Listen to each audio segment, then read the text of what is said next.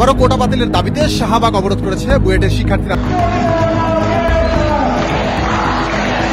গত ২৭শে আগস্ট বুয়েট সহ দেশের বিভিন্ন প্রকৌশল বিশ্ববিদ্যালয়ের শিক্ষার্থীরা একটি গুরুত্বপূর্ণ দাবিতে পথে নেমেছিল।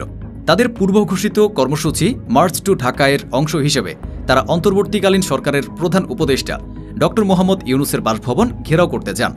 কিন্তু পরিস্থিতি দ্রুতই উত্তপ্ত হয়ে ওঠে। পুলিশ তাদের উপর লাঠিচার্জ করে, টিয়ারশেল ও সাউন্ড গ্রেনেড ব্যবহার করে ছত্রভঙ্গ করে দেয়। এ ঘটনায় বেশ কিছু শিক্ষার্থী গুরুতর আহত হন এবং সামাজিক যোগাযোগ মাধ্যমে প্রশাসনের প্রতি তীব্র সমালোচনা করা হয়। কিন্তু এ আন্দোলন কেন, কিসের দাবিতে? প্রকৌশল বিশ্ববিদ্যালয়ের শিক্ষার্থীরা মূলত তিনটি মূল দাবিতে আন্দোলন করেছেন। প্রথমত, নবম গ্রেডে শুধুমাত্র বিসিএস প্রকৌশলীদের নিয়োগ দিতে হবে।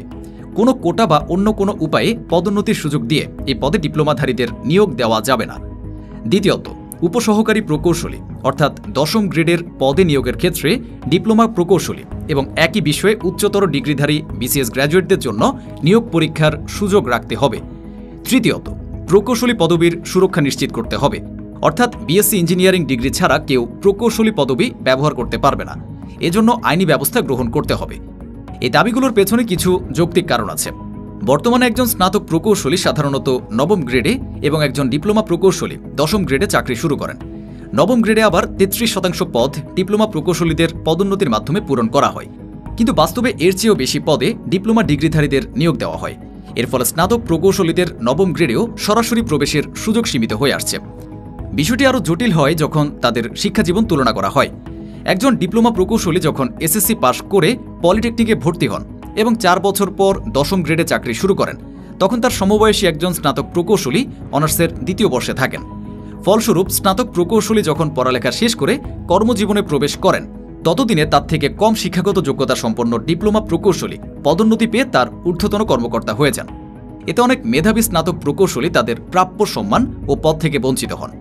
দেশে এখন স্নাতক ডিগ্রিধারী প্রকৌশলীর সংখ্যা বেড়েছে, কিন্তু সেই অনুযায়ী ভালো চাকরির সুযোগ তৈরি হচ্ছে না।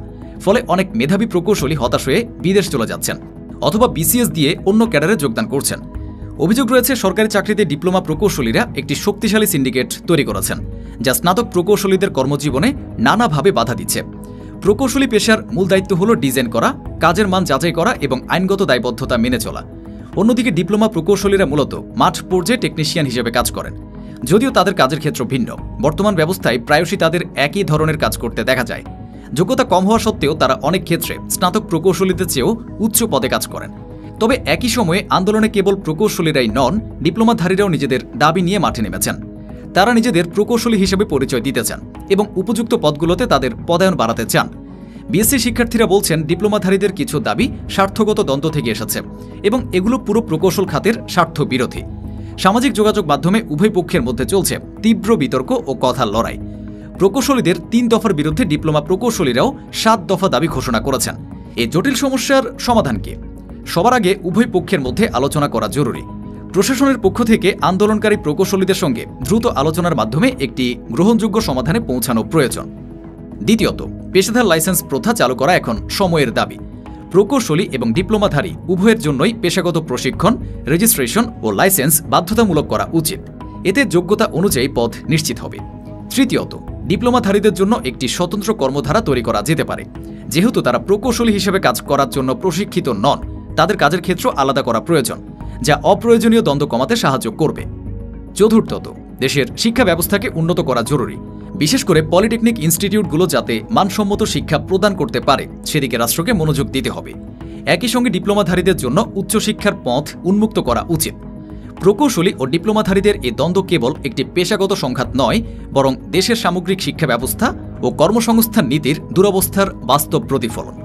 এ সমস্যার সমাধান নিছক কিছু দাবি পূরণেই সীমাবদ্ধ নয়, বরং একটি সুদূর প্রসারী ও ন্যায়সঙ্গত নীতির উপর নির্ভরশীল। সবার জন্য পেশাগত মর্যাদা, কাজের সুষম বণ্টন এবং যোগ্যতার সঠিক মূল্যায়ন নিশ্চিত করতে একটি সমন্বিত ও টেকসই সমাধান প্রয়োজন। দেশের ভবিষ্যৎ উন্নয়ন নির্ভর করছে প্রকৌশল খাতের এই 2 প্রধান ধারার সুসংহত কর্মপদ্ধতির উপরে, যেখানে কারো অধিকার খর্ব হবে না এবং সম্মিলিত প্রচেষ্টায় দেশ এগিয়ে যাবে। Jan Pulse, your voice hour pulse.